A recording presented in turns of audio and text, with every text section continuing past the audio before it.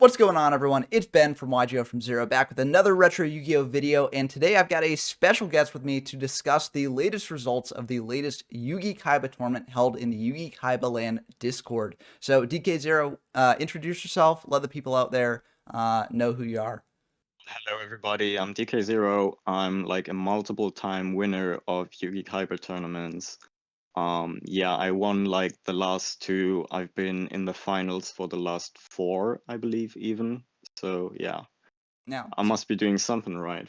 yeah, you're one of the most legendary Yugi-Kaiba players, I would say. And also, you're very well known for perfecting this deck here. Or maybe not perfecting, but, working with this deck and, like, pushing it forward to new grounds, basically every tournament.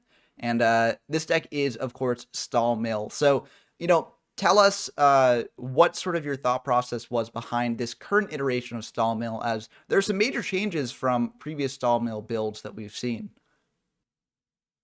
Because my previous lists were the same old main deck, and then in the side I would change like a card or two. And okay, well, fair enough. You can see the side deck is still pretty much the same. It always is. Um, Tried and true, but the main deck now has 45 cards instead of 43. And well, the reason is very simple. I was forced to do that against my own will by Clody because yeah, last tournament, if you guys remember, he had top four, and we played in semifinals, and he had a 45 card stall deck with double card destruction main, and I didn't. So that was like a giant, huge disadvantage, and I didn't want that to happen again this time.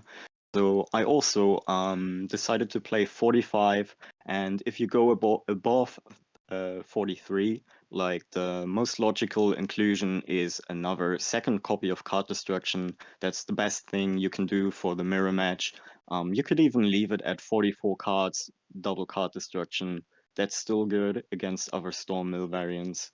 But I also decided to play 45 and to add like a neat little tech choice. Some might say a meme card, and that's Hain Hain, the honorary fifth and no fourth man-eater bug, right?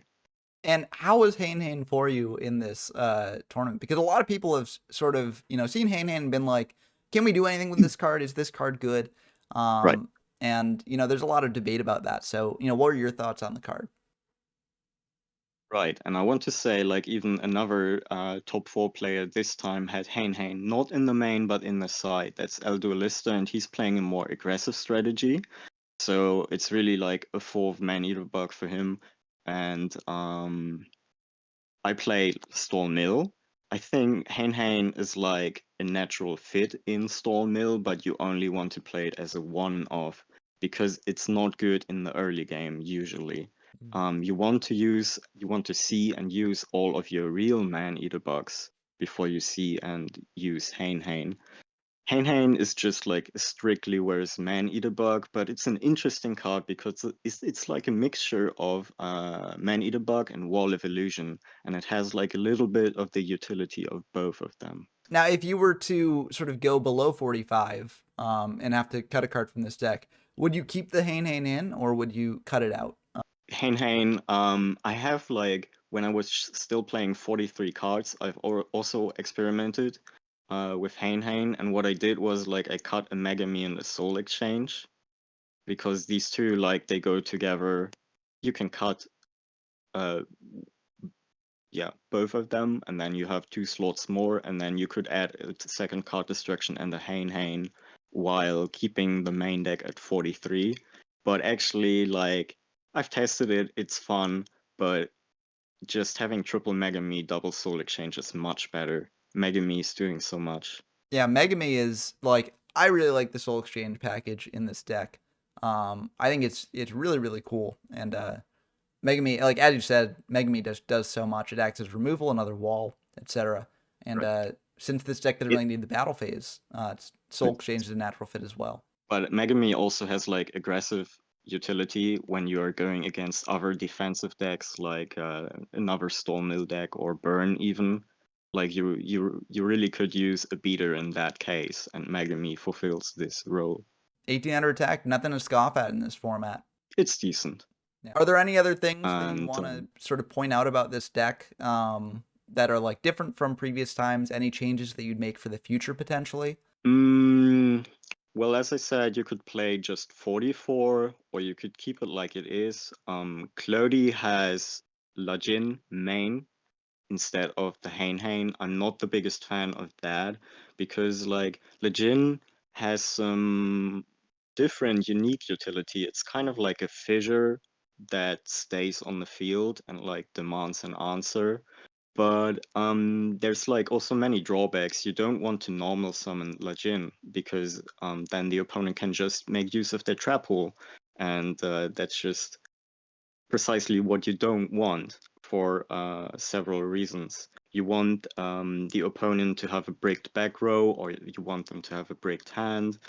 You don't want to play into their cards, and so there will be many times when you have Lajin and you can't even summon it because you can't normal summon it for the reason I mentioned. And even if you use UO to have some kind of combo, um, like paying 1000 to summon Lajin oftentimes doesn't work because you also have a man-eater bug in your hand that you want to keep in your hand. Setting Lajin is obviously a very bad idea. Um, yeah, I think Legend just has less utility. Maybe. I don't know. That's like a controversial take, but I would say it has less utility in the main deck than Hain Hain. Yeah. The No. cool thing is just like if you have Legend in the main deck, you have like more slots in your side deck. That's cool. Yeah, that's true. But it But wasn't I right. I'd agree with you It that wasn't right, it's right. it's probably not the best in the main deck, in my opinion, because No, I think you're right. Like you don't want to turn on their trap holes, and just having a right, card that you can't like use whenever is a bit tricky. Like Hain Hain, at least you can set whenever, and you don't have to worry about what the other cards in your hand are. right. But a lot And of people can. you have to like see the purpose of Legion is beating over opponents battle orcs or neo. Not everyone is even playing them. And what is much more dangerous to you as a Storm Mill player is the opponent's Summon Skull or Judgment. You need to get rid of those, and that's what Hain Hain can do. The unfortunate thing about Hain Hain is that it resets a tribute monster in the hand for like Soul Exchange or something like that. But if you then conceptualize that Right. later on in the game, they're going to have one less soul exchange and thus one more bricky tribute monster, then it becomes a bit more palatable there as well. Right, you want to manipulate the board state in a kind of way that you can combo Hain Hain with card destruction, for example, if you send the tribute to the hand. Or what is also very funny is like if they have two monsters and they attack with Skull over one of your walls, and then they want to attack with Orcs, your life points directly. You just set Hain Hain and you bounce the Orcs, and then you just fissure the big guy next turn. Yeah, that's also a very cool combo, and like then there are more obscure combos that I guess I've never managed to pull them off, which is like resetting your own man-eater bug or like retrieving one of your walls to your own hand, so that you can dark hole the whole field in the most profitable way. Like usually you want to have swords up, or you need to have swords up to have like these kind of combos to pull them off, right? Yeah. But then it's like, is it even worth it going for those combos and in certain moments of the game? That's why I said it's more obscure. Like Yeah. actually what is much more like what is much more likely is that you're just going to set Hain Hain as like a bluff, and you kind of fake out the opponent. You make them believe it's a real man eater bug, and they waste one of their like removals on it. Mm, That actually happens surprisingly often, yeah. and it's always pretty funny. Yeah, it's funny, and Right. also for the opponent, it must feel really bad when it's like, ah, darn it, I just wasted on a Hain Hain. I just want to add, like, I had to play 45 because of Clody, and like, I had to play Hain Hain, if only for the reason that he can't claim I net decked him, right? That's Just very true. wanted to make that clear. Right, right, right. He's the one net decking me, like, not the other way around. Yeah, I think All most right. tall mill players are net decking you probably as you're you're the big sort of progenitor of the deck, really. And yeah, so uh, truly a legend with this thing. And there were a lot of style mill players in this tournament, but you were the only one that made it to Top Cut, and you actually managed to win the whole thing, which does show that style mill takes a little bit more skill than I think a lot of people give it credit for. And to see that skill in Yeah. action, let's dive in to a replay analysis for the finals match between DK Zero here and Vanilla Killa. Okay, we've got the game here between DK Zero and Vanilla Killa, and let's get into it. We're going to show both hands here, and DK Zero does win the rock, paper, scissors, so very nice there. But this way we can sort of, it's a bit different from the final streams that we normally do, because, this way we can see both hands and sort of analyze the plays as they're happening. So let's see how it goes. But DK, walk us through what you're thinking with this first turn hand here. I mean, it seems like there's a pretty potentially clear play, but there is a bit of thought that goes into this. Well, the obvious play is to activate Pot of Greed, and of course I'm very happy I went first. I have Pot of Greed. I'm going to just slam it to the field and see 2 more cards because, and now we see, oh, I didn't draw any trap cards. So now I have like mixed feelings. I'm actually getting a little bit nervous. What I don't know is that his hand is completely bricked too. But like with the hand that I have, it's very much possible that even though I have like the card advantage, he could like just go very actually turn the whole thing around, put me in a bad spot, put me like in a bad position. But okay, looking at my hand, I can't do really anything fancy, just L set, like I probably set Spirit of the Harp, yeah, and then the 2 spell cards. Like at least pretend like I have maybe a good defensive line, a good back row. Yeah, and I think it's worth noting that even though you did kind of brick on just like monsters and no traps and stuff, this isn't a bad hand, right? A lot of decks do struggle to clear a 2K defender on the first turn when they haven't had a chance to set up reinforcements. Also, you've got Change of Heart to take control of a monster, bring out Gyakuten and Megami later on. So you've got some removal. You also have this Fisher, of course, as well. So, not a Right. bad hand, but you are correct that like it is potentially easy for your opponent to break. Unfortunately, as you say, they are bricked, so they're just going to, set a 2K defender, Right. set UO, set reinforcements, and pass. And I think that is like the best sort of move they had. Maybe they could have set Mador instead in case that sets like a man-eater bug or something, but yeah. Right.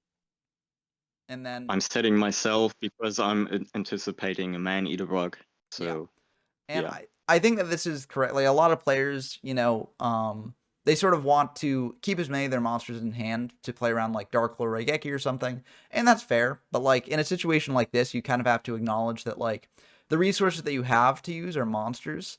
So you just kind of got to commit those monsters to the field. And if they Raigeki or Dark Hole, they like, they've used up that card at least. So. But it looks like they drew a beater, so they're just going to slam that down. And there actually is some debate over whether this is the right choice or not. They do have reinforcements to clear one of these monsters here, but they don't have a way to clear the other. So there is the argument to be made to not go aggressive just yet and wait for until you actually have a way to clear multiple monsters on board.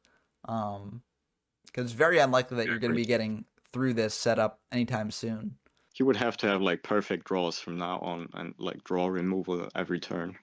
Yeah, to actually clear the way. Whereas I think going for like a soul exchange later, right? Like holding the Neo here and waiting for a tribute monster Right. might actually be the right play because then you can set up a monster that threatens the 2K defenders. You also have your aggressive pressure for later in case they clear it with like Raigeki or something. But then you could argue that that's weak to like Fisher or something. But you could always flip up the Giant Soldier of Stone to play around that. Like there are different things that you can do, I think here. But I'm not sure if this is the right choice. But they're just going to go all in here. And they are going to use the reinforcements on the harp there. Just to clear that. And they're going to attack into the set. And it's a elf. And they're sort of walled off now. And they can't really do anything here to get aggressive. So they are just going to... Oh, tons of lag it looks like. But, that's been Duel Book lately. All the lag. But they're just going to set the Soul Exchange. Bluff pass back to you. And you finally draw a trap, which is very, very nice. So Yeah, I feel very safe now. I feel very safe, but at the same time, because he attacked my mystical elf with the stone soldier, I'm like, oh, he probably has fissure already. So I set another card. But I set Wall of Illusion, which is kind of weird. I mean, maybe I did it because I thought he has fissure anyway, and he's just going to shotgun the fissure. hmm. And then I want to have like illusion on the field so I can like take out the tempo a little bit on his side of the field. I think it makes sense. Also, you could potentially have the read that he also has like a tribute monster potentially, um, because I feel like if you're not the stall mill player, you don't generally want to get this aggressive unless you do have a plan to get through your opponent's stuff. So Wall is good in that regard as well. Um, but oh, he does draw the Fisher, so you know, um, Ironically, so like yeah, so it but works out. he doesn't shotgun it. He attacks first, and yeah, I'm Yeah, slightly confused, but okay. I think honestly it's fine for me to do this because it's like No, no, it's kind of like what I was saying earlier, where like you want to save your stuff for when you can actually make a push and push through your opponent's stuff. Um, right. and No, so no, like I agree. I agree. yeah, so I think that was the correct play there. But looks like you're just gonna keep passing. It's gonna be passing back and forth for a little bit Right, here. But now since he draws the reinforcements, he's right, gonna right, right. commit the Neo, and Right. you're just gonna pass. I think that play is okay. It maybe telegraphs the reinforcements too much, but it also plays around like if you've got a trap hole. Um, so there is that, I guess, but I don't know. It's a bit weird. Yep, he's gonna go for Fisher, hitting the elf there, and now that he can actually get through and deal some damage here, he's gonna go for that. I think maybe he Right. could have I'm just even. going to I think maybe you want to commit like your Mador or yeah. Stone here as well. Honestly, You could have yeah, you could have totally done that yeah, just to be a little bit more aggressive. yeah. I don't. If you really need a 2K defender, you've got another one in hand if they, get Right, aggressive. But here you're just sort of getting in for extra damage if they don't have like an ultimate offering set. So yeah, I really think they should right. have gone for that. But I mean, yeah, I mean at the very least, like it could have gotten you to shotgun like a Waboku here for something. Which you want to be clearing those Wabokus as soon as possible if you're not the stall mill player because Wabokus are Right. really threatening. Right. And like if I have Regeki Darkhold, it doesn't really hurt him. Yeah, you've got plenty of monsters in hand. You've got ultimate offering Right. as well to dodge trap hole if you need it. So, and also you've got like soul exchange to bring out something with summon skull after they dark hole the board potentially. So, and I really don't like the soul exchange here. I get that it's kind of necessary because like you want to get the skull on field, but I think honestly you could have just tributed over the stone and Right. gotten in for damage with the Neo. And his set card is Ultimate Offering, so he could have like paid 1,000, summon out the Summon Skull, summon out maybe the Aquamador, and then have three monsters and just attack in. It's kind of obvious that I don't have Ultimate Offerings because I didn't use it last turn, so Yeah. yeah. And you want to use ultimate offering against the stone attack because stone cannot get over anything that you set basically, even with reinforcements. Right, So, right, and because you set the harp, it seems like you're not like just drawing all spells and traps. So, yeah, I feel like maybe a bit of a misplay there, but I like this play a lot from you, going for the change to just clear the Neo and then clear the skull with the Megami. Yeah. right. It doesn't get any better than this. I just like made a +1 with this change of heart, and also I dealt a little bit of chip damage, which is relevant because he's an Ultimate Offering user. Yeah, Like, and you know that because you've seen the replays for Vanilla Killa from the tournament that's been going on here. right, we had open replay system, so I knew a little bit about his list. Yeah, and he sets this bug here. I think that's honestly a good choice here for him, because he wants to get in for damage, so he wants to Right, clear that Megami, and he knows it's Megami. He knows it's not like a bug or something because you tribute set it. So, um, So I set another monster as well Mhm. because I anticipate the bug, and to my surprise, he doesn't pop my Megami with the bug. Okay, maybe he thought like I'm setting a bug of my own Yeah. I think next to my Megami. I think this was the right play on his part because he drew the Judge Man, so he can bring out Judge Man here, dodging around trap hole, hit over Megami. Um, But and if he believes that my other face down card is a bug, he can just attack into it with a stone sword. yeah, but that deprives him of like battling here, I guess. Like I think it makes sense to, go for this if you draw Judge Man. But I can definitely see the argument against it. It's like, but here you get to get a bit more aggressive, and potentially deal more damage, especially if you have the read that you don't have the ultimate offering yet, right? Um, so I like this play. And now, like, yeah, I'm thinking, and I make a little bit of a controversial play, I would say. I probably wouldn't do it again in this position, but I use my Wabaku to save the Megami because next to the Wabaku I have Fissure set. So Mm, next turn I can just get rid of his whole board. yeah, But yeah, I don't have offerings, so this could backfire in a big way. We'll see. yeah. But even if the set's like reinforcements or something, it's not the worst thing in the world. I think the His big punish is maybe Yeah, Waboku. Waboku would be really bad here. but his set isn't a reinforcement. He has already used two of them, and I did not believe he would have the third one. Yeah, Yeah, he and said, he set the card and never used it. So what is it? Maybe an ultimate offerings. yeah, and it is indeed the ultimate offering there. Mhm. And also you've got the backup here in And case they've got like a Fisher or something to clear the Megami. So, um, and again, I said like yeah, I said another monster because I figured like he doesn't even have like Reigeki or Dark Hole or yeah, yeah, and those cards because otherwise he would have used them. even Yeah, if he does, like, you've got all these monsters to follow up with later. So like, right. you've got to use what resources you have, and if you've got monsters as the resource that your hand is getting clogged up with, you kind of just have to use them, and you're still in a good spot even if the Raigeki or Dark Hole does come down. There's that Hain,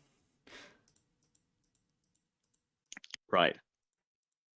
and Mm, Reborn getting fired for the skull. Again, I'm not really sure how I feel about this play because I think you want to do this when you know you can actually push through your opponent's stuff. Um, and right. because otherwise you're just using it as like one for one removal, but you're not getting in damage in. And that's like you need to be getting in damage whenever you make a big play against the Sawmill deck. So I'm not the biggest fan of this play, but that will get bounced back to their hand. They'll bring out a Neo to play around Fisher and pass back. Um, but yeah, I don't really think this is the best. Change of Heart is interesting. He could have potentially gone for Change of Heart here, um, Mm, on the set. And actually, there was, yeah, actually, I think, yeah, the correct play. yeah. I want to say like he's actually missing lethal by not doing it, Yeah, um, right? I believe so. Yeah, Because because it's obvious. It's pretty obvious I don't have ultimate offerings, and ironically, because I said Hain instead of one of my walls. Like even if I had set one of my walls, he could deal like massive damage and leave me with less than 1,000 life. yeah, But and yeah, and he also has like with the two cards in his hand, he has like 7,500 points of damage right now. yeah, and also even if you don't necessarily want to commit into a Waboku, like maybe as the read that one of your other sets is Waboku, since you use the Waboku to keep control of the Megami. Right, I think the change of heart right, here is the correct play because what you do is you change of heart the set. Um, if it's like just a regular wall, you attack in with the summon skull into the wall of illusion. Summon skull bounces back to hand. And then attack him with the other stuff. Main phase 2, you contribute the wall that you took to bring out the summon skull again. Um, so I feel like exactly. it's just the right play here to take the chain to change of heart the set. I No, don't I think you agree. can. Even if he didn't have lethal, right, it would be the right play for other reasons, as you say. But the fact that it is lethal is just the sort of cherry on top here. But unfortunately, they do not see that line, and they're just going to set the change for next turn, it looks like. Yes. And I'm happy Yep, that's dealing swords. light. I'm a little bit scared right now. So yeah, Yeah, swords this is will give always me like some room. yeah, it's always such a great draw when you draw in a tough spot because like people aren't really playing D-spell as much. And so it's very likely just to stick around for a Exactly. bit. So this is giving me like some room to breathe that I need right now. I set like Spirit of the Harp to like pretend it's a man-eater bug maybe. Maybe he's going to soul exchange. Yeah, my Yeah. new set, my fresh set, but he doesn't do it. He doesn't fall for it. Yeah, I And also think like I set the harp one turn too early. yeah, it's Like if you want to fake a man-eater bug, do it like at the last turn of souls. yeah. No, I agree with that. But I mean, I think for him it doesn't like Soul Exchange would be the biggest punish here because, with swords on field, it's really not, it doesn't have a downside basically. But the change of heart actually Right. does complicate things a bit. Where like, he could go for the change of heart Right. play, basically turning into a soul exchange, but you generally want to use change of heart as an aggressive tool. Um, Now he Right. fired Pot of Greed this turn. I actually think there's an argument to not fire Pot of Greed here and just set it because you're getting a lot of cards in hand and you don't necessarily want to play into card destruction more. You also have like a Like, pretty decent setup for a turn following, because you've got the Change of Heart plus Summon Skull combo. So yeah, but it looks like you finally draw the Ultimate Offerings there. Um, so yeah, right. that'll probably be the sort of death knell for Vanilla Killa here. Because against an Right. established Ultimate Offering, with a ton of defenders in hand, Summon Skull can help, but it's going to be a bit tricky here. This play is an interesting one with the Dark Hole. Well, you see that very often. Like a lot of players do that against me because they figure, I mean, that's basically what I'm doing. I'm manipulating the board state so it's never profitable for them to fire Dark Hole. Well, the reason I say it's And so, interesting is because you could do the change of yeah, heart play here, right? change of heart. Right. You could change of heart, and also you could even do the play that we were talking about earlier, where you change of heart the new set, right?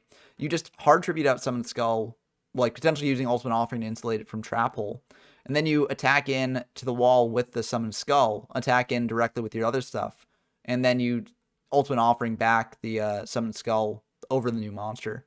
Um, so I think there are other ways to clear this board that don't require dark hole here, which is why I think it's an interesting play. Honestly, even just like Right. tribute summoning summon skull, just like hard tributing summon skull and just hitting in here for stuff like there's an argument to do that, but I don't know. Well, just yeah, tributing for Skull and attacking the Wall of Illusion is like the most obvious play. Yeah, but they're gonna go for, and also I think that they should have fired ultimate offering before summoning out the Lodgin just in case, because then with the Right. summon skull in hand, the trap holes become basically useless because if you fire a trap hole against one of their monsters being summoned here, they could just use ultimate offering, chain its effect, and bring out summon skull over the monster that trap hole was originally being used on. Um, Yes. and yeah, and in this format, ultimate offering has to be face up before you can do that. So Maybe you didn't know. yeah, that could be too. It's like a sort of a case that doesn't really come up all that often. Because normally, like you flip up ultimate Right. offering in the battle phase, to serve as like a defensive trick. But yeah, it is important to know about if you are playing ultimate offering, and the way the meta is shifting in Yugi-Kaiba, I think that ultimate offering is becoming the norm in pretty much every deck. Just because it is such a strong card, both aggressively and also just defensively as well. But Change of Heart finally being fired here on the Aquamador, and they are going to chain block the summon of the Summoned Skull with Ultimate Offering, bringing out an Aquamador as well.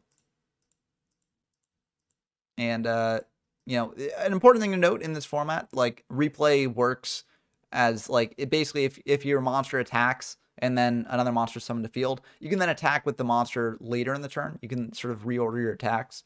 So it's not like how replay works in modern formats. which is a good thing to know about.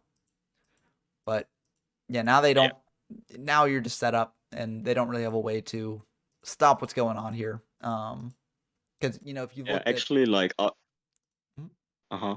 Arguably, like, maybe I should have summoned a set stone soldier so I can use that to run over, like, Aquamador, and yeah.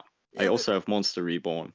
there's an argument for that. I mean, I feel like honestly, at this stage in the game, you can just use your defenders as defenders and be ultimately fine. Um, Especially because you've got two more defenders in hand for the offering. You kind of just want to keep them on field No. as long as possible instead of trading one for one. Um, Yeah. But, like, it would have been possible that I draw into Fissure, and then I could have cleared his whole field like that, yeah, right? but you could Because I also, have, I mean, you could also yeah, just do that once you draw into I can Fisher. just, You know, yeah, I can just chill. yeah, But yeah, actually I use Monster Reborn because I figure, and I use Monster Reborn to summon Skull and attack into Akumador because I figure his life points are real low right yeah, now. and And that's good because yeah, that's only 4 activations of Ultimate Offering, and also they're taking chip damage every time they attack into a set defensor. So like, that can add up over time, and if they want to keep dodging Trap Hole, they're gonna have to keep using Ultimate Offering, and that could be potentially right. rough for them. And I have like one trap hole set, but I'm going to draw into two more and I want them to be live. Yeah, I already have enough bricks in deck as it is. yeah, and now as you said, you can just clear their field here, and I think at this point, like given they are so low, I think it makes sense to do what you're doing here. Mm. Um, Yeah. and then Like I figured that they don't have to counterplay to reborn on their skull, and it turned out to be true. Well, unfortunately now they have like the man-eater bug, but yeah, I got out of the whole situation what I wanted. I cleared his board. I went far ahead in card advantage and life point advantage even. Yeah. I don't like this play. I get it. It's like cute. You can do it with Ultimate Offering, but I don't think it's worth doing because like the reason you do this play is to get aggressive next turn, right? Because you can flip up your mana, your bug and attack, pop the skull, and then potentially summon out stuff to get over Medor and things. But like they don't have the tools to go aggressive next turn, and Yeah, so right. And furthermore, like he cannot protect the man-eater bug. I can just, yeah, clear it with my Aquaman. yeah. Well, so it's like it's awkward. I mean, the best thing that they can do really is just summoning out their Aquaman or crashing into yours, and then trying to get in for 450. But like, it's really not worth doing. I think like the best thing to do would just be like, No. maybe set it next turn even. But Yeah, I for don't know. sure. It's just a very awkward play here. Um, so yeah, and they are gonna just flip it up and summon out the Medor, and looks like they're gonna try and crash. But again, this is just such an Right. And awkward this is play, like and it's an awkward play because by this time I already drew my second Waboku, and like this Waboku, I don't even need it anymore to defend myself. So this is really the best thing that could have happened to me. yeah. I'm able to use my Waboku now as removal. And honestly, with their life points so low, I think you just want to save the defender as a defender, right? Because you can't For afford sure. to. I mean, you can't afford to leave yourself open. No other monsters in hand. Trap hole can be dodged with the ultimate offering. So, um, yeah, I Right. just think this is kind of a rough play. But Stallmill is a hard deck to play against. So like, this isn't to say like Vanilla Kill's like a bad player because they're a very good player if they made it this far in the tournament. It's just like you have to be like firing on all cylinders for Stall Mill and like Oh yeah. if Actually, like I want to say, even though 1/3 of all players in this tournament were on Stall Mill, this was the first time for him to face a Stall Mill player, ironically, in finals. yeah, so they didn't get And any warm up. actually, we've played before in a prior tournament where he was my round one opponent. So he knows some of my tricks. Yeah, um, Um, yeah. Unfortunately, now I lose my Aquamador, but I can afford it. yeah. I mean, you could have trap hold that, but like realistically, you've got bug, you've got stones. Like you're not in a tough spot. I mean, you could argue that like trap holding it would be good here because if they want to, then go into like a skull or something, which they kind of are telegraphing a little bit that they might have a tribute monster in hand to pair with this, um, then like they have to go down to 350, and then you're feeling really good about that too. But I mean, as you say, like either way, you're fine here. So you don't really have to do anything here. Yeah, that's what I figured. I mean, if I had used the trap hole, I would just win now. Yeah, but I But mean, you're in a um, winning spot anyways, so I'm in a winning spot, and what I like to do game one is just drag the game for as long as possible because I would just want to see all of the cards in my opponent's deck, yeah. or as many of them as I can. There's also like a Because like this psychological information, yeah, advantage because I and feel like and that yeah, sure. when you're at this point in the game, for you, I feel like the choices to make are very easy at this point in the game. Right. Whereas for For them, me, it's like very easy. it's a lot more tricky for them to make decisions here to try and claw their way back from this. So you're tiring them down a little bit as well. But For sure. yeah, this is a sort of pretty standard plays from here overall. Um, I mean, as you say, you're just sort of like wearing them down a bit. And they just keep attacking into the sets. I mean, they're taking that chip damage, and they're down at 250, so they can't use Ultimate Offering anymore. So they're very vulnerable to a lot of things. Um, but they Yeah, and kind of just have to get even if they aggressive. clear like yeah, even if they clear my stone soldier somehow, and I'm just setting another monster, are they going to do? If they attack into it with the orcs, they just lose. Yeah, But like at this point, I changed my mind, and I'm like, okay, let's just finish it yeah, right because at this you've point. got easy lethal on board. You might as well. Yeah, And yep, that will be the end of the game there. So, uh, very interesting game one, I think. yeah. You know, it it Even it though, like, I must say, I didn't get the info that I wanted because what I didn't know is how many copies of Judgment, Battle Orcs, and Aquamador he's playing. I couldn't figure that out, like, yeah. and I only now know it in hindsight because I saw his coverage deck list. He really surprised me by not playing Triple Judgment this time. Yeah, some people were on triple skull, It triple judge man, but w- it's cool to see a deck that's sort of mixing it up a bit and only playing two judge man. But and I it's mean, But like Triple Judgment would have been much more dangerous to me, yeah, but they're probably sort of obviously. preparing for the And the regular soul matchup, and they don't necessarily want to brick as much. yeah, true, but as we're going to see in this game, game two, I think like you can pretty much just fast forward this because I'm going to lose quick. Yeah, but I do want to point out you did side into the more aggressive stuff here for game two, and that's one of Stahl's biggest strengths, just going into the smokescreen side there. But yeah, I'm just gonna. I mean, there's good play here on both players' parts, but this is a bit of a quick one. So, but yeah, I think it's good just going Because aggressive what early. happens? With the bug Yeah, skull. I think it's a very good play on Vanilla Kill's part, and they played this second game, I think, pretty much perfectly.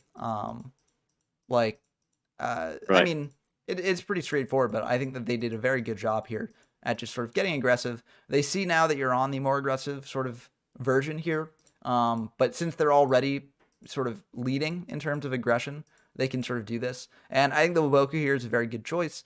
Because you don't necessarily want to take 2,500 points of damage when you're only at 4,200. And this also does preserve the Battle Ox to attack into their Battle Ox next turn potentially.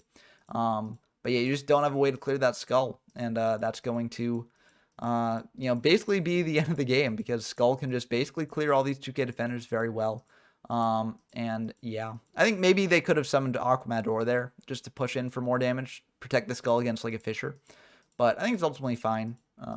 They're in a very good position here. So they're just going to attack in with Yeah. this Skull. And yeah, I mean, Like even if I draw into fissure now, or okay, now I have a man eater bug. Even if I can use that man eater bug, oh, I forget that I have like a trap hole set. oh yeah, That's very Trapple would have bad. been very good here. But Yeah. you've got like Login to clear the Neo, I guess. You also have this Neo to clear the Neo potentially. But yeah, I mean, Reborn on the Skull is going to be. Yeah. I mean, you don't have another way to clear Skull. So even if you had Trap Hold the Neo, it sort of would have been the end of the game here. Right. Eventually, and they've got Soul plus another Skull in hand as well. So yeah, this just goes to show how like dangerous these tributes are. Like something that players have said like even a couple years ago is like big boys break the board. You Yeah. know, you just need to stick one of them for a couple of turns, and like you will have accumulated so much card advantage. Even if the opponent gets rid of your tribute, then like the card advantage should just you know carry you through the whole match, Yeah. the whole game by Either that point. you go far up on card advantage or you deal a lot of damage. And in both cases, that's a really good Right. situation for you. Um, but this last game here, this opening hand is very sort of typical of stall. It's actually very similar to the first hand of the match. So Right. it almost seems like you're back on the stall mill stuff. So did you side back into the stall mill stuff game three? I just hit reset deck and done siding as fast as I could to make him believe that I'm still on the smoke screen. Yeah. And that's Yeah. one of the nice things about Dueling Book that, doesn't quite track to a physical version of this, where like you can do that and sort of play those mind games a bit Oh, that's. with your opponent. If I mean, with real cards, what you would do is you shuffle your whole side into your main, and then you shuffle it, and then you just take out your like you take out 15 cards, and like that's kind of similar, right? Because you Yeah. can fake siding even though you didn't do anything. Yeah. Yeah. But this is a Um, very interesting play here with the Fisher and then Reborn on the skull. So what are your thoughts behind this play here? Because Yeah, I thought because he used Change of Heart immediately to summon out the skull, that kind of telegraphs to me that he doesn't have any other monster cards and like doesn't have any better like yeah better forms of removal. So I thought like I saw that as like a sign of weakness, and so I thought yeah, it's good for me to just swing and reduce his life points because he's an ultimate offering user. 2,500 life points is nothing to scoff at. yeah, and also this is basically a wall as well, um, because you got to clear 2,500 if you want to clear it through attack.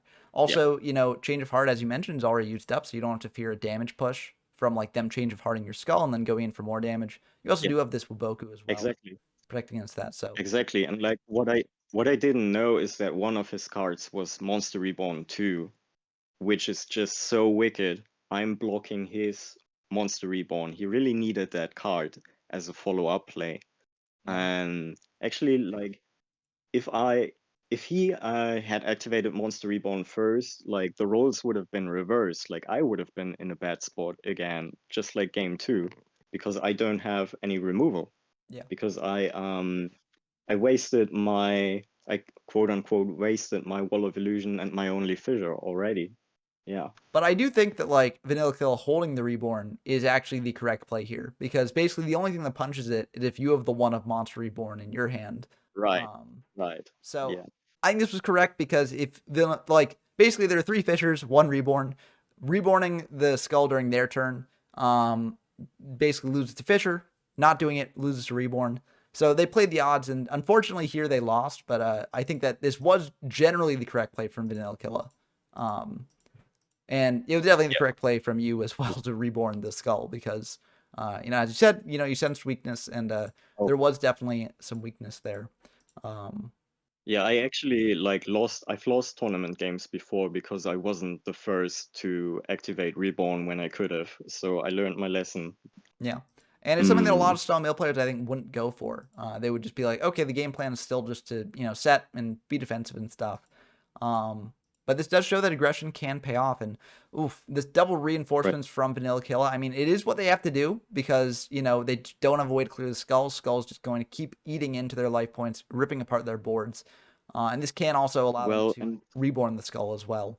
Um, and actually, like the play on his part was telegraphed, right? But I still play into it. Why? Because there's a chance that he's going to draw some other form of removal next turn, like a fissure, and I don't want although like his back row is bricked, so like he would have had to activate one of them. But still, like I thought I have to just play into this The summon skull did what it was supposed to do. I have ultimate offerings by now. I can switch my game plan to like just stalling, Yeah. And also, like, right? from your perspective, even if they are forced to use one of their back row to clear up a spot for a Fisher, if you have the read that back row that they're going to use up as a reinforcements, that still doesn't really play well into what you've got here. Because you do have ultimate offering to bring out a defender potentially. But, then they can clear it with the boosted Neo. If you use Waboku on that, it maybe isn't the most valuable Waboku that you could use. So I think that this was the correct play. You're turning the skull into basically a 2-for-1 trade. Um, so I think that that's Exactly. correct. Oh yeah, because that's also true. It's so good to have those two reinforcements out of the equation. Yeah, That's like one of the best cards in his deck. yeah, And he yeah, also already lost his change of heart. He already lost some of his most valuable cards, and well, he dealt a little bit of damage to my life points, but overall, I am in the commanding position. yeah. And also as a note, Fisher was the next draw. So I do think that Yeah, funny enough. it's when looking at replay analysis, it's not generally good to be like, okay, well, the next card was this, so this was the correct play. But I do think it's kind of Right, funny to sort of confirm that the next card is indeed what you were sort of predicting there and playing around. So it's funny right. to imagine A how it little bit turned of out. yeah, a little bit of hindsight bias, maybe. Yeah. But I think that was the correct play. Just in thinking about it in general, 2-for-1 trades are generally pretty good to do. But yep, Fisher coming down here on the Medora. I think that is the correct play. You could also potentially go for a Judge Man, but you have no way to stop like a trap hole. So I think that it's good to do this. Um, yeah, and you don't necessarily need the Reborn now, and the Ultimate Offering is coming down here, which will soon make the Reborn probably a necessity in the near future. But yeah, it's gonna be a bit rough. Soul Exchange is gonna be able to allow you to clear the Reborn Skull, so that's very nice as well. Yeah, But at least it's Reborn basically here is acting as 1-for-1 removal for them, so it's still not bad. But yeah, the bug is also going to clear the skull there, so uh, looks like you're in a really really good spot now. They do draw the other reinforcements though, so that will enable the Neo or the Lodgin that's coming down here to potentially beat over a 2K defender, but they don't have it on field now, and you've still got the yeah, Soul Megami combo, so this is a very very good spot for you to be in. yeah. I got like everything that I could ask for right now, Yeah, you could except like I don't have enough. I don't have all the life points left anymore, but it's okay. yeah, you could also argue here that it might have been correct instead of going for reinforcements on the defender just to bring out Judge Man, um, Right. and go for that. But I think drawing the bug makes the holding the Judge Man correct because like basically the idea is if like your board is cleared or something, or if you like set the bug, you can flip the bug, then tribute the bug for Judge Man later. Um, so I mean, Exactly. I think it makes some sense here, and um, yeah. So I think this is the correct play, but it's I guess there is debate over whether it actually is correct or not. And Mm. yeah, did they summon the lodge in that turn, or did they? Yeah, I believe they. Okay, because I think if they hadn't, then it might have been correct to just set the manual bug there. But they're set bug now, and I think this is Right. fine. Fisher is kind of fun too. They're gonna go for bug, and I actually I don't I don't like the play that they do here. They flip the bug and then they tribute it for Judge Man. And I I thought no, they lose 500 life points. They're chaining offerings to yeah, but the the reason I don't Manny the like this Bug. play isn't because they're dodging trap hole. The reason I don't like the Oh play yeah, is of because course. it's just too much overcommitment, right? They committed their entire field here. And Ultimate Offering is up, so like Judgment can clear like a set that you bring out. But if you also have like Regeki or Dark Hole, they're just like dead in the water here. Um, Yeah, so for sure. And actually, what's funny is that this is like kind of the same play we had in game one. He's summoning a big boy, and I have change of heart. He's overcommitting, and I'm punishing. yeah. But unfortunately here, Right. there was a point in game one where he didn't commit enough and then that lost him the game. But here it's kind of like the opposite. And I think the big difference is also like Ultimate Offering, right? Ultimate Offering can stop a lot of the damage that's coming in here. So, you know, you kind of have to burn through some sets. So I do understand why they're doing it, but also like you can just fire Waboku and be fine. I think the Waboku is the correct choice here. Yes, But yeah, change of heart and judgment, pretty brutal. You know all the reinforcements are gone, so you can just hit into that lodge in there. sure. But actually, wait a minute, pause, because Oh, that was actually a misplay.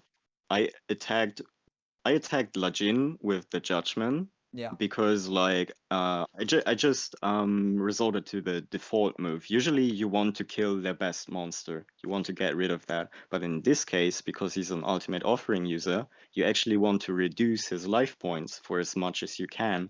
And had I attacked the Neo, he would have been at 3,500. And Mm. that's 6 activations of you instead of 7. I could also see Right. potentially like with the Megami, like Megami can hit over Neo, so like you've got that in your pocket for later as well. Um, but yeah, I do think that Yeah, but like yeah. yeah, the math He's not does going definitely to change attack there. into my Megami though. He's not gonna attack into Megami unless he has fissure, which he actually does have, but Yeah. I didn't Well, know I was that. thinking you could like flip summon Megami because they might not be on trap hole anymore. Um, or you could potentially have the read that they're Yeah, not on I'm trap not hole. going to take that risk. Yeah. Nah, I'm never going to take that risk. Yeah. And I Not honestly don't at think you have to, like you know. You're in a very good spot. yeah, at this point. But they do draw Raigeki, so that And will like clear the Megami. Um and they I'm not sure used about using They Raigeki there. shotgun Regeki, that's super aggressive. Yeah. That's like super aggressive. They could have just used fissure. Yeah, I think Yeah, they should have just attacked in the Megami, save the fish for next turn. Um Because you can like the spend Regeki, like yeah. you have if you're vanilla kill, you probably have the read that you've got other monsters, right? That you can set off the offering.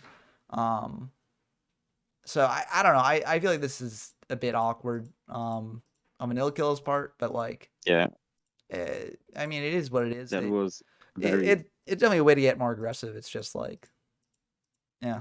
I guess it's they're figuring that the yeah, Raigeki and the that Fisher was will trade for the same amount either way, but um I don't know. I don't like it. no. But Um another Neo coming down there. okay. And yep, there's the Fisher. But Right. that ultimate offering, though, you know, this would be really good if you didn't have the ultimate offering, but you do. So, and unfortunately, they don't really have a good way to clear that elf here. And yeah, trap hole is going to be really good if they want to pay 1,000 to bring out a tribute monster. They're going down to 2150. So yeah, and these monsters that you're drawing are really really good here because you can just keep walling up. Yeah, right. I'm getting really lucky actually because I still have the second and third ultimate offerings in deck, and drawing into those would be pretty bad. Yeah, honestly, drawing into the And trap hole here is also kind of bad. yeah, also. And he has Summon Skull now, Yeah, which is oh, this is not a great position for me. yeah, I especially couldn't triple. Yeah, yeah. It's just right. the card I destruction's couldn't. dead as well, I basically. couldn't.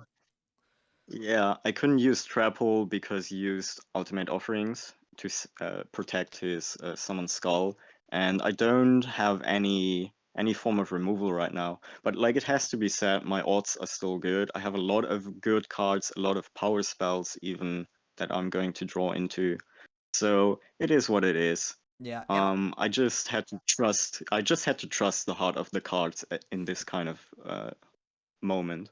and honestly, like even if you drew like Ultimate Offering here, I feel like the card destruction you have set is actually really good because like they've Right. got no cards in hand. They've been playing around card destruction the whole game, and you've got a second card destruction in deck. So you could potentially just fire card destruction to dig deeper into your own deck for more monsters or things to clear the skull, etc.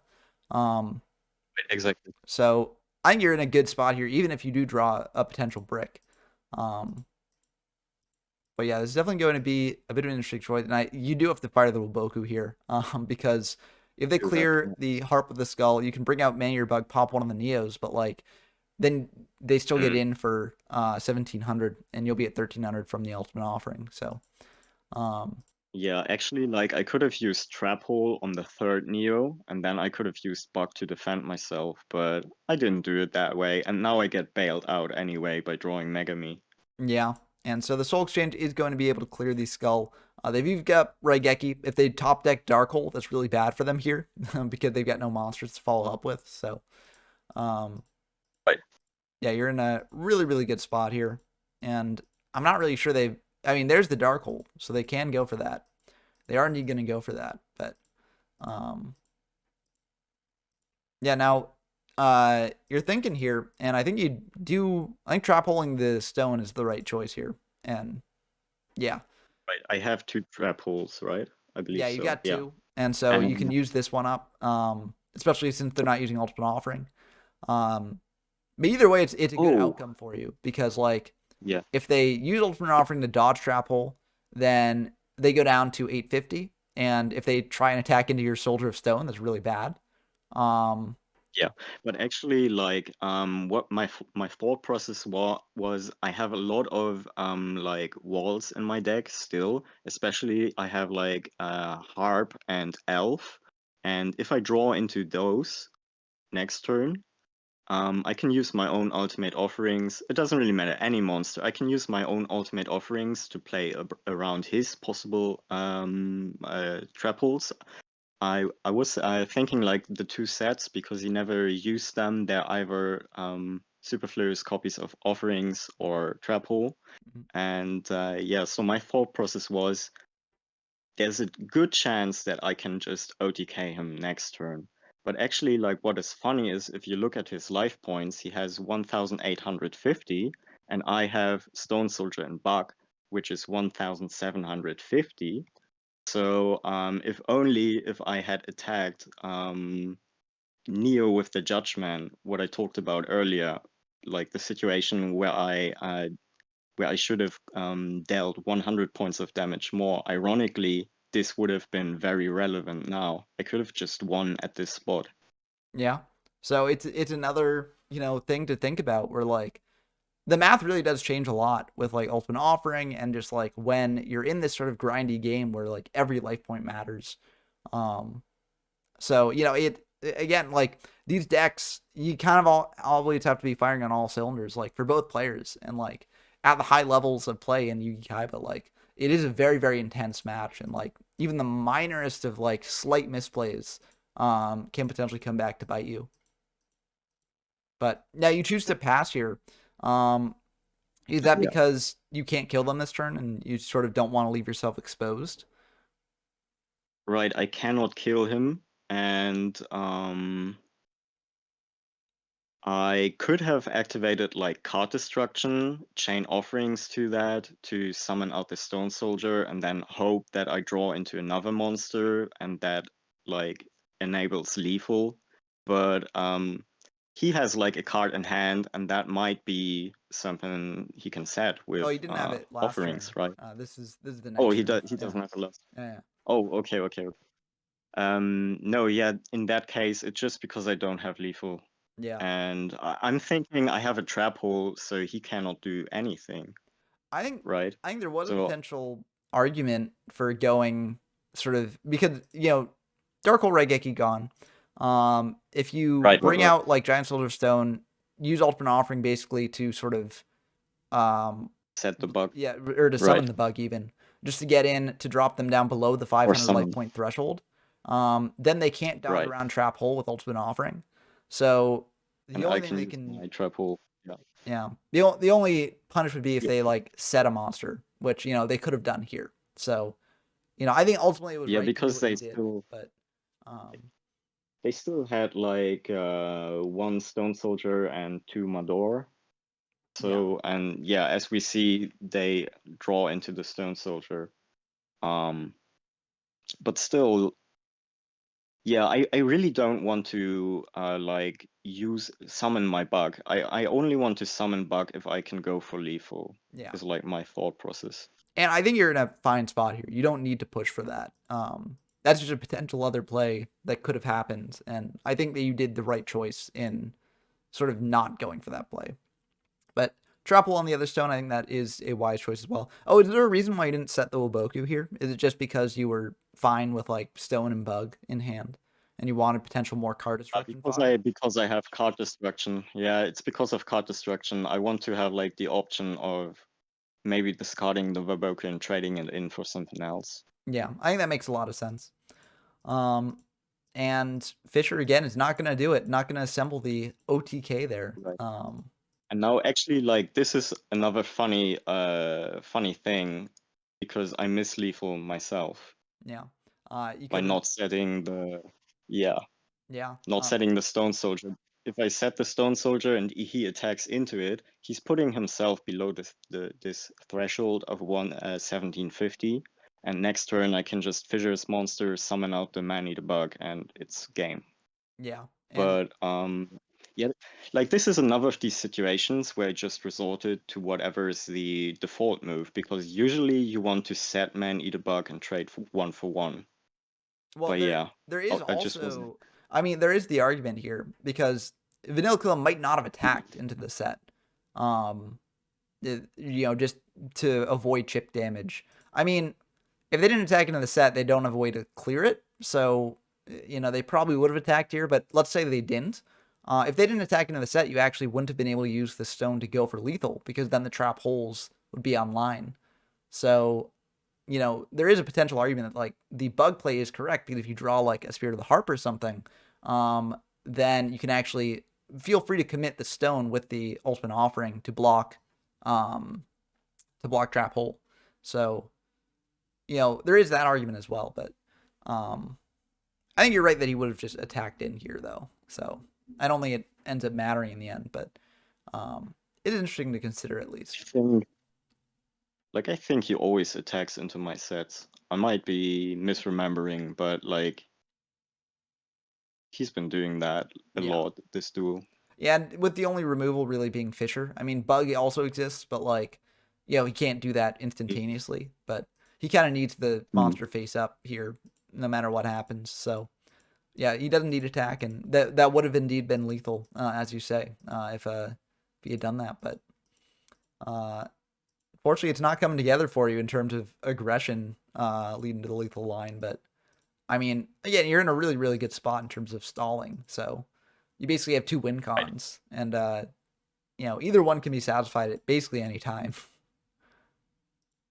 But I drew into swords and I still have another sword. Yeah. yeah, Basically there's not much you can do anymore.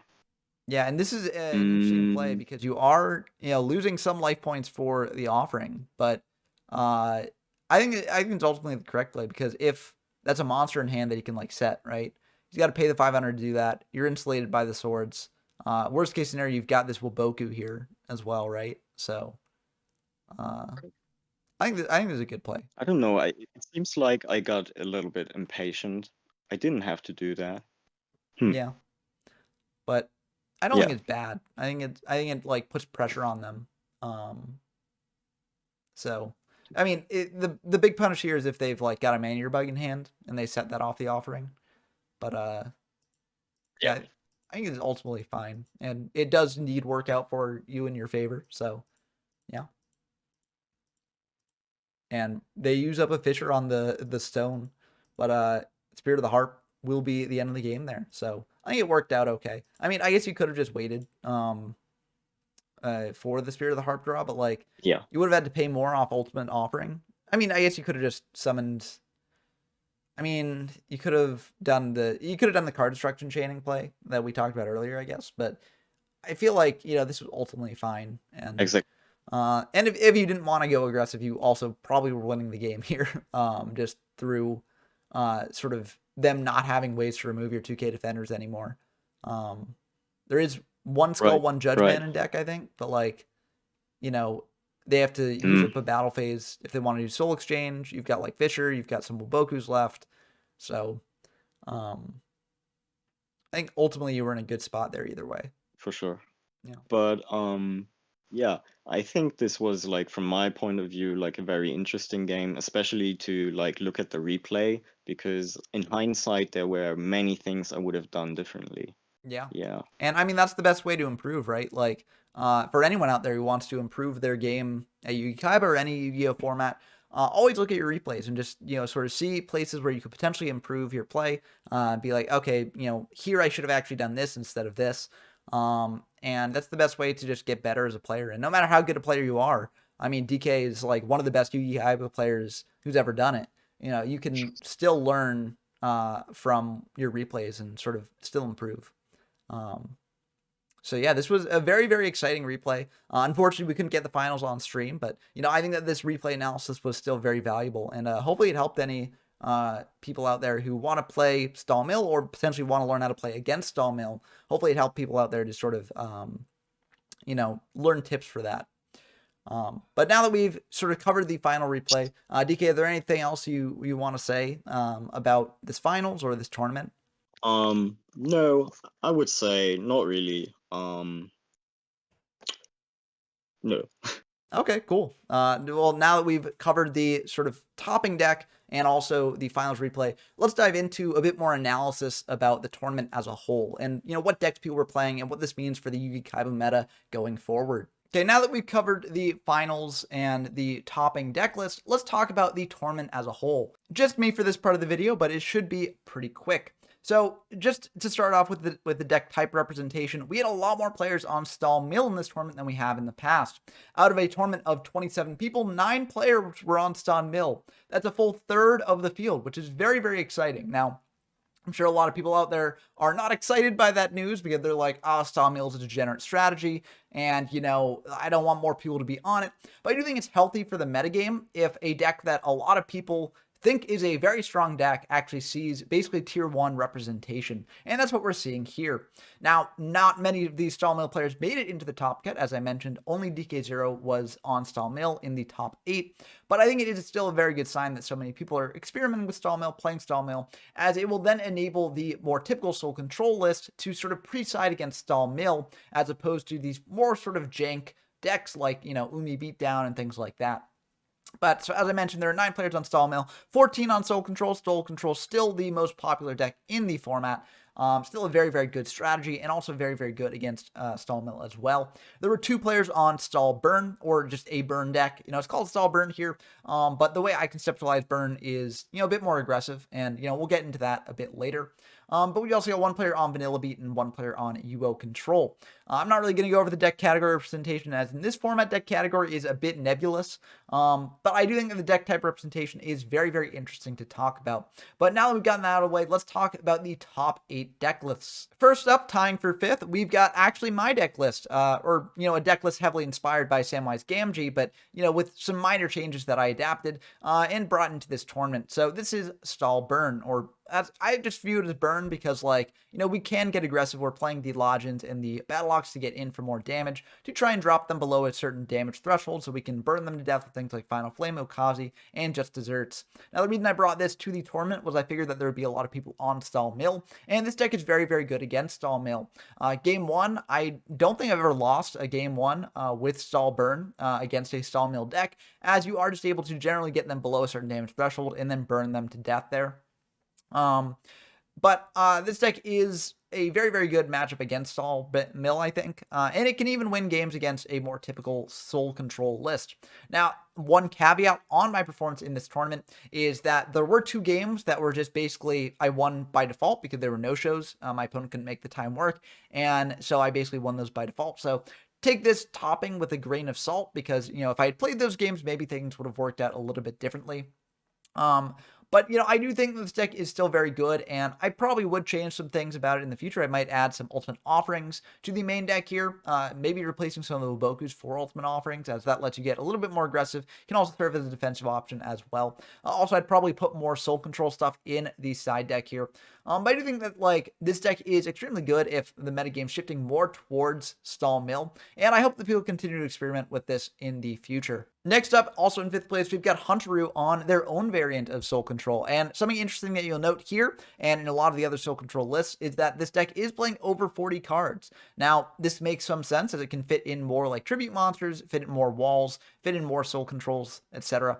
But also an important thing to note here is that this does potentially make the stall mill matchup a little bit better, as your opponent has less chances to actually mill you out. And you'll also notice the Hunter is playing one card destruction in the main deck, which can serve to sort of replenish your hand if you just brick on things. It can also serve as a surprising way to win against the stall mill matchup if you're able to card destruction and then get ahead on them in terms of like how many cards are in your deck versus theirs. It's a very interesting inclusion here. Beyond that, like there isn't like too much to say here. It looks like they can potentially side into like a stall mill strategy as a smokescreen. Like they've got Geku Tenus, they've got like more ultimate offerings, they've got card destruction, etc. They've also got one ultimate offering in the main, which I think is very, very good. This card can act defensively, especially if you're playing so many walls. It can also just serve as a way to dodge around Trap Hole. If they flip the Trap Hole in one of your monsters, you can chain ultimate offering and bring out a tribute monster from your hand. So I think it's a very innovative list and very, very cool to see people still experimenting in the face of the new stall mill meta. Next up, we've got Gyomberman on another Soul Control list and another very innovative list. I mean, we've got things like Reaper of the Cards in the main deck to pair with your Soul Exchanges, as well as potentially popping things like Ultimate Offering. There's also a Wicked Worm Beast here for the Soul Control matchup. This card can be very good in that case. Also a Trap Master to deal with Ultimate Offering as well. Very, very interesting list. Also, no Wabokus in the main. Wabokus are just in the side. If you figure that, you know, you're more likely to go up and install mill, the Wabokus are not really going to be as useful for you in game one at least. So this is a very, very interesting and innovative list. Also, D-Spell in the main here for the Sword of Revealing Light. This is just a list that's basically teched out to the 9 to face stall mill. And it was good enough to actually make it to top cut of this tournament. So again, very, very cool to see people experimenting. And again, over 40 cards. This one's got 41.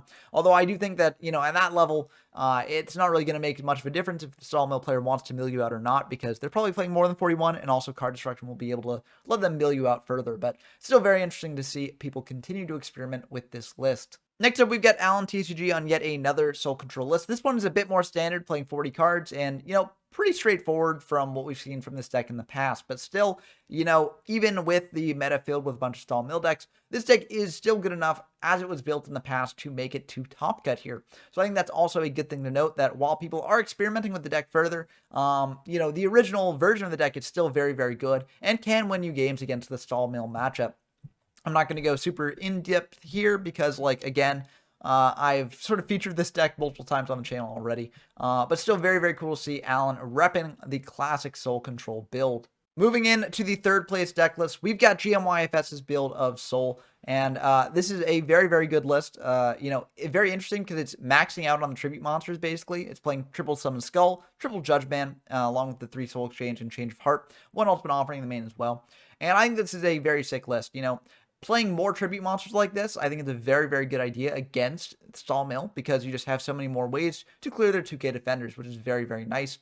This deck is sort of lacking on the walls. It's only playing 2 Giant Soldier of Stone instead of 3 and stuff. It's also playing triple Maneater Bug as well. No Wabokus in here again, just like we've seen in other decks in the past.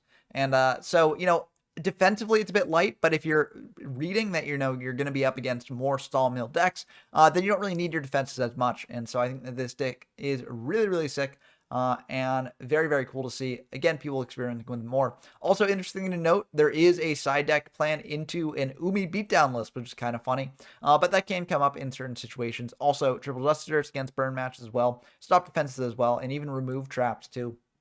So very, very cool to see, you know, another innovative Soul Control list. And this just shows that there's so many different ways to build this deck. And I do think that, like, as the meta continues to shift, one of the most interesting aspects of it will be to see how Soul Control evolves from here. For the other third place deck list, we have El Duelista Pokédex's Soul Control list here. And you'll notice, again, like other decks, it goes above 40 cards at 42.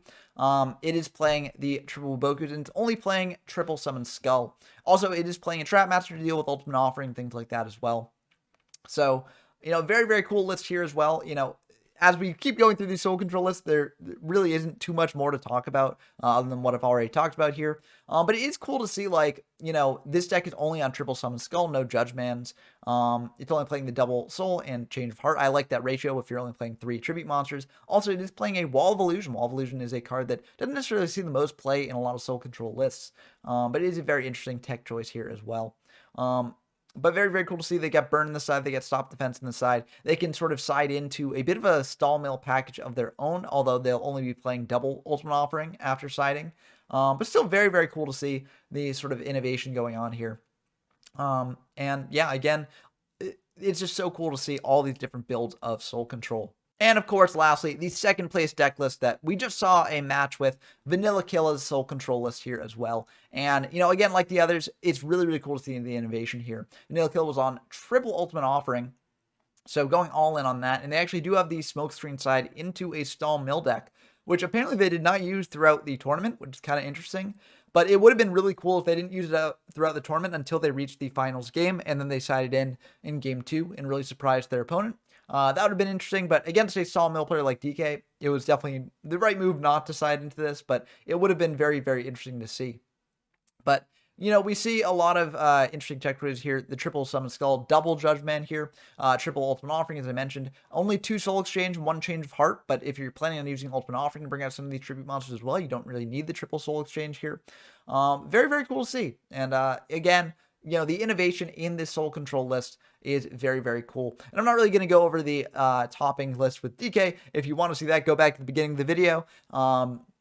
But yeah, that list is very, very cool as well, and it shows that there's even innovation going on in Stall Mill. And I think that all the innovation in this tournament shows that Yugi-Kaiba is by no means solved. You know, the top decks of the format are pretty well known, but the exact builds to build them in are not. And also, as the meta continues to shift, these decks will continue to shift. And I really do feel like there's never going to be one, like, this is the optimal build of a deck that you can play. Because the meta is constantly going to be evolving around whatever the top deck is perceived to be. So I think that's a very, very cool place for the format to be, and I look forward to seeing what the results for the next tournament will be as well. Should be really fun, and I'll be covering them when it happens. But I hope that you enjoyed this video as always. If you enjoyed this sort of content, please do leave a like down below and also subscribe to the channel. It really helps out a lot. Also, if you want to play any of these formats for yourself, you know, if you want to play Yugi-Kaiba, you can join the Yugi-Kaiba LAN Discord, link in the description. If you want to play any of the formats that feature on the channel, you know, you can head over to the YGO from Zero Discord server. Also, if you want to see the full coverage of this tournament, then, you know, Format Library has that, and I'll leave a link to that in the description as well. Also, if you want to support me directly, you can head on over to my Patreon, link in the description down below, and, you know, if you do sign up, you'll be able to be shouted out in these videos. So big thank yous to GMYFS, Porkchop Coon, Bren Donker, and Rincewind. It really means a lot that you support me like this, and it motivates me to make even more videos. But I hope that you enjoyed this video as always, and until next time, I've been Ben from YGO from Zero, and I'm signing off.